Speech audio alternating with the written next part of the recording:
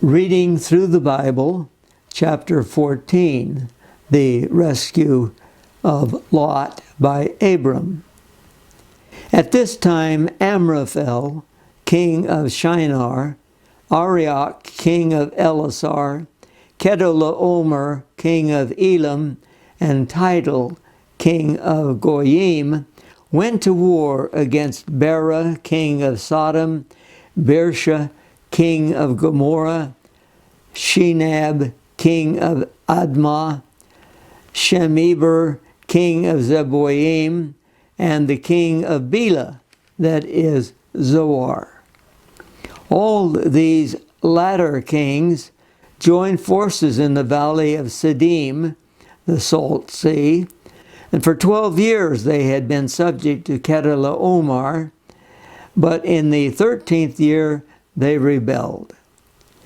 In the 14th year, Kedorlaomer and the kings allied with him went out and defeated the Rephaites in Ashtaroth Karnaim, the Zuzites in Ham, the Emites in Shaveh Kirathaim, and the Horites in the hill country of Seir, as far as El Paran, near the desert.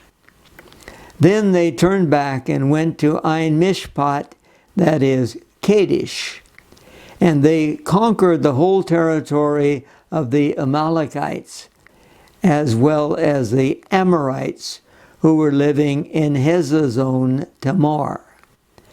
Then the king of Sodom, the king of Gomorrah, the king of Admah, the king of Zeboim, and the king of Bela, that is Zoar, marched out and drew up their battle lines in the valley of Siddim against Kedorlaomer, king of Elam, Tidal, king of Goyim, Amraphel, king of Shinar, and Arioch, king of Elasar. 4 kings against 5.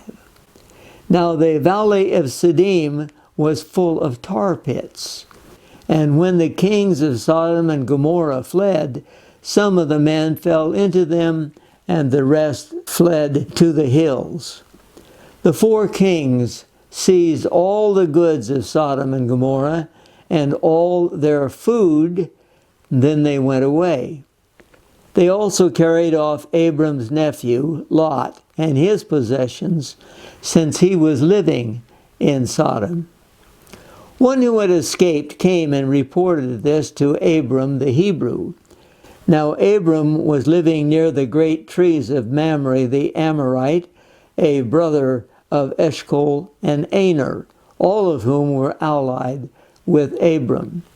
When Abram heard that his relative had been captured, he called out the 318 trained men born in his household and went in pursuit as far as Dan.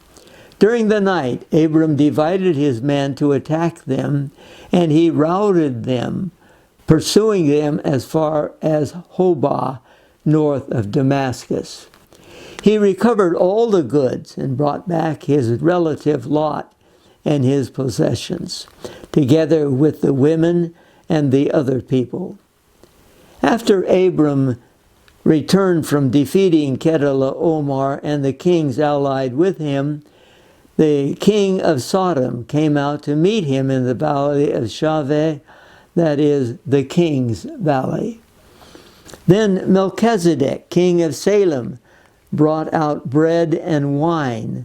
He was priest of God Most High, and he blessed Abram, saying, "Blessed be Abram by God Most High, creator of heaven and earth. And blessed be God Most High, who delivered your enemies into your hand." Then Abram gave him 1/10 of everything. The king of Sodom said to Abram, "Give me the people and keep the goods for yourself." But Abram said to the king of Sodom, "I have raised my hand to the Lord God Most High, creator of heaven and earth, and have taken an oath that I will accept nothing belonging to you, not even a thread or the thong of a sandal, so that you will never be able to say, I made Abram rich. I will accept nothing but what my men have eaten, and the share that belongs to the men who went with me, to Aner, Eshcol, and Mamre. Let them have their share. Now, in this case, we have Abram and his 318 men, and you'll notice that there are trained men, probably serving as protection for the clan. And they go with Aner, Eshcol, and Mamre and their men, and they attack this coalition, this army that has come against Sodom and Gomorrah.